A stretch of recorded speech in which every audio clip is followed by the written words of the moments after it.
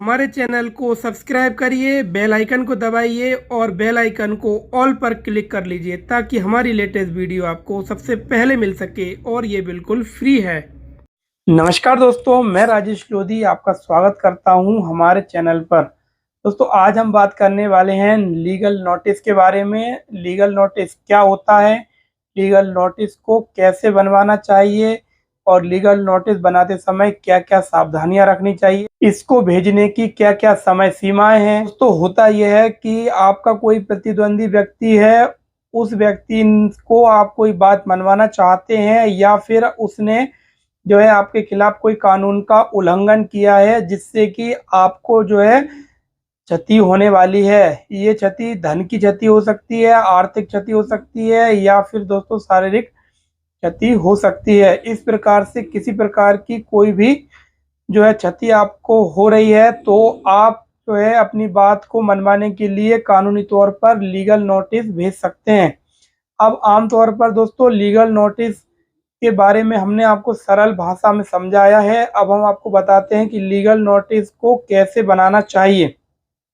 तो दोस्तों, legal notice बनाना कोई छोटा काम नहीं है। लीगल नोटिस बनाते समय बहुत सारी कानूनी बारीकियों का ध्यान रखना होता है। लीगल नोटिस बनाने के लिए दोस्तों सबसे पहले तो आपको जो है कानून का ज्ञान होना चाहिए। अगर आपको कानून का नॉलेज नहीं है तो आपको जो है काफ़ी दिक्कत आती है।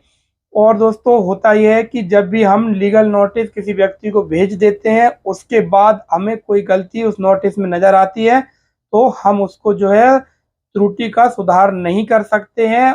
वही नोटिस के आधार पर आप कोर्ट में केस आपको लगाना होगा और आगे चल के दोस्तों अगर आपने कोई त्रुटि की है तो उसका जो लाभ है आपका विरोधी उसका लाभ उठाएगा और आपको जो है केस में प्रॉब्लम आएगी।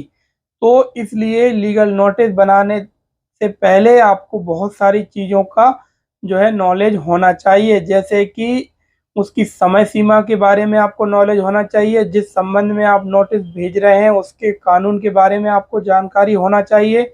जैसे कि मान लीजिए आप 138 नेगोशिएबल इंस्ट्रूमेंट एक्ट जो चेक बाउंस केस होते हैं उससे संबंधित आप नोटिस भेज रहे हैं तो आपको उस लॉ के बारे में जानकारी होना चाहिए। साथ में आपको समय सीमा का भी ज्ञान होना चाहिए कि चेक बाउंस केस में बाउंस होने के बाद कितने समय के अंदर आप जो है लीगल नोटिस भेज सकते हैं और कितने समय बाद आप कोर्ट में केस फाइल कर सकते हैं। इस प्रकार जिस भी टॉपिक पर आप जिस भी समस्या को लेकर के आप किसी व्यक्ति को लीगल नोटिस भेज रहे हैं तो उसकी जानकारी होना बहुत आवश्यक है। तो दोस्तों अब हम बात करते हैं कि जो लीगल नोटिस होते हैं उनकी समय सीमा क्या होती है। तो यहाँ पर हम दोस्तों बता दें कि जो नेगोशिएबल इंस्ट्रूमेंट एक्ट जो 138 के चेक बाउंस केस होते हैं उसमें चेक बाउंस होने के बाद 1 महीने का टाइम रहता है लीगल नोटिस भेजने के लिए। इसी प्रकार अलग अलग केसों में अलग अलग समय सीमा होती है। सिविल केस में दोस्तों अलग समय सीमा होती है और चेक बाउंस केस में अलग समय सीमा होती है। तो इसमें अगर हम डिटेल में बात करेंगे तो काफ़ी लंबा ये वीडियो हो जाएगा। मोटे तौर पर हम आपको बता दें कि लगभग 1 महीने से लेकर 3 साल तक का जो है टाइम रहता है अलग अलग केसों में नोटिस भेजने के लिए। तो दोस्तों लीगल नोटिस भेजने में कौन कौन सी सावधानियां बरतनी चाहिए। सबसे पहले दोस्तों आपको लीगल नोटिस भेजने से पहले सावधानी ये रखनी चाहिए कि लीगल नोटिस बनाते समय आपको जिस व्यक्ति को आप लीगल नोटिस भेज रहे हैं उससे संबंधित लॉ के बारे में आपको उसमें जिक्र करना पड़ेगा।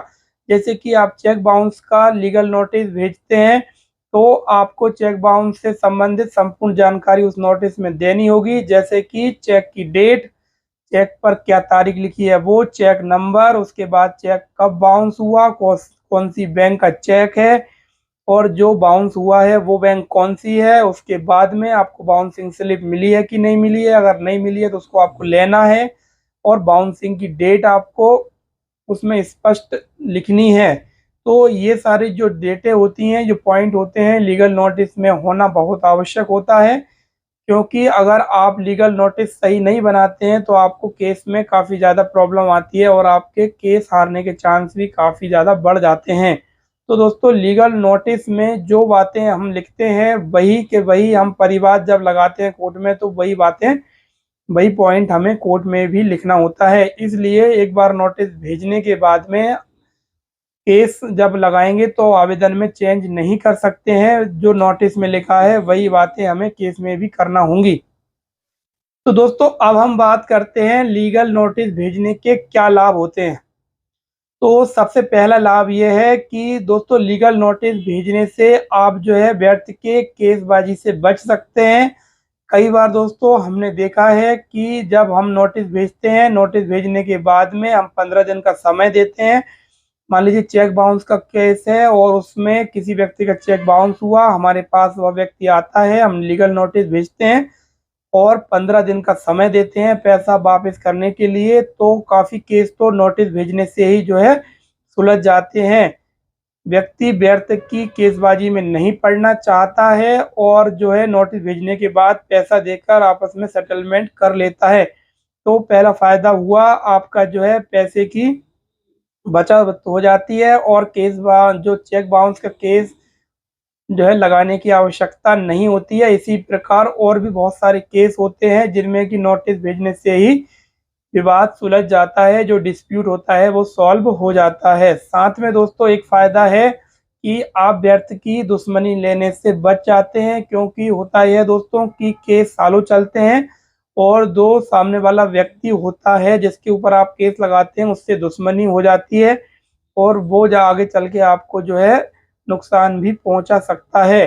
तो नोटिस से ही आपका अगर कोई समस्या सॉल्व हो जाती है, प्रॉब्लम जो है सॉल्व हो जाती है, तो केस लगाने की आवश्यकता नहीं होती है और वो फालतू की व्यर्थ की जो दुश्मनी से भी आप बच जाते हैं। साथ में साथ दोस्तों तीसरा फायदा है आपके पैसे की और समय की बचत हो जाती है।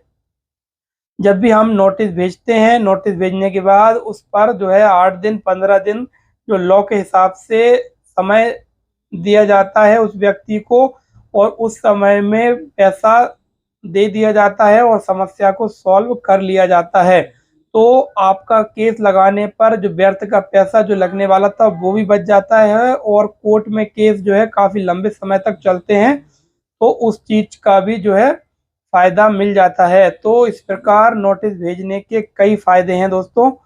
इसलिए हमें सबसे पहले जब भी कोई प्रॉब्लम होती है तो उसका सामने वाली पार्टी को लीगल नोटिस भिजवाना चाहिए और उसके बाद ही कोर्ट में केस करना चाहिए। इससे दोस्तों कोर्ट में हमारा पक्ष भी मजबूत रहता है। कोर्ट कहता है कि जब भी हम कोर्ट में केस फाइल करते हैं तो कोर्ट का कहना होता है कि आपने उस व्यक्ति को सूचना क्यों नहीं दी, आप डायरेक्ट कोर्ट क्यों आए हैं। पहले नियम अनुसार आपको उस व्यक्ति को कानूनी तौर पर सूचना देनी होगी कि हमें जो है आपने ये समस्या उत्पन्न की है और आप हमें ये क्षति हो रही है। अगर आप इतने समय के अंदर उस समस्या को समाधान नहीं करते तो हम आपके खिलाफ कार्रवाई करेंगे। तो एक प्रकार से लीगल नोटिस से केस मजबूत होता है और आगे चल के कोर्ट केस में वो फायदेमंद होता है। तो दोस्तों अब हम बात करते हैं कि क्या आम आदमी भी लीगल नोटिस भेज सकता है। तो इस प्रश्न का उत्तर है जी हाँ, आम आदमी भी लीगल नोटिस भेज सकता है। कानून में ये कहीं नहीं लिखा है कि सिर्फ एडवोकेट ही लीगल नोटिस भेजेगा। भारत का कोई भी नागरिक जो है लीगल नोटिस भेज सकता है। लेकिन दोस्तों यहाँ पर ध्यान देने वाली बात यह है कि लीगल नोटिस भेजने के लिए बहुत सारी नॉलेज की आवश्यकता होती है और बहुत सारी जो है मेहनत लगती है पॉइंट को बनाने के लिए। तो अगर आपके पास जो है नॉलेज है, कानूनी ज्ञान आप रखते हैं, तो आप बेशक लीगल नोटिस भेज सकते हैं।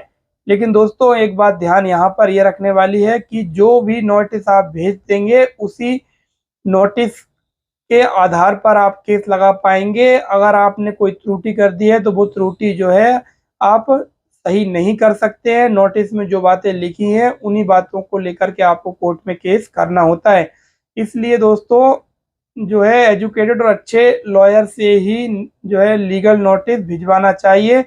अगर आपको विश्वास है कि आप नोटिस को अच्छे से भेज सकते हैं, आपको नॉलेज है, तो आप भी जो है लीगल नोटिस भेज सकते हैं। तो इस वीडियो में दोस्तों हमने बताया है लीगल नोटिस के बारे में संपूर्ण जानकारी। और दोस्तों अगर आपको वीडियो पसंद आई हो तो हमारे वीडियो को लाइक करिए और चैनल को सब्सक्राइब करिए।